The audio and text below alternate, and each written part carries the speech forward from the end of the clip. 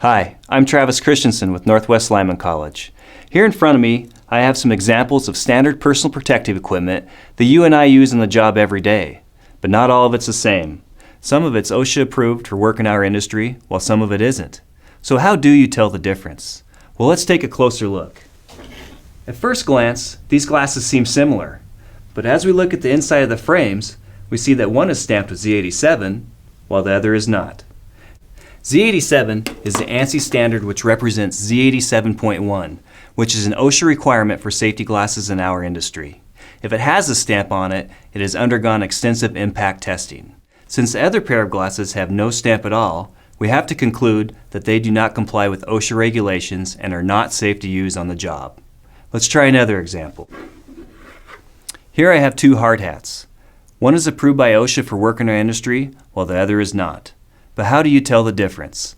As I turn them over, you can see that one has the ANSI standard Z89.1 Class E rating, while the other has the same standard, but with a Class C rating.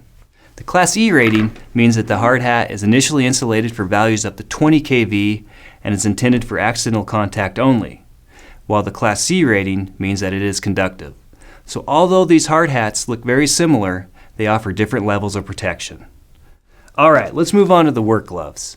Even though there's no ANSI standard for work gloves, it is an OSHA regulation that you wear them whenever there is a potential hazard to your hands. Here we have two pairs of gloves with similar features but very different uses.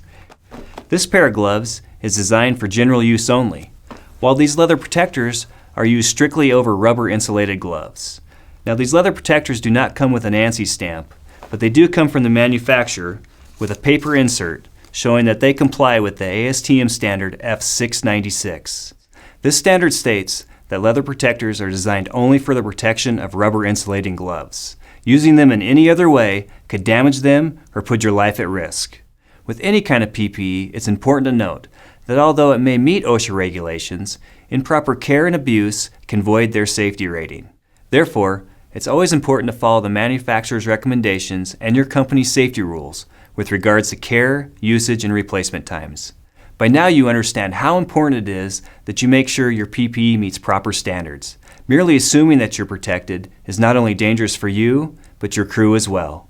On behalf of Northwest Lyman College, I'm Travis Christensen. Work safe out there.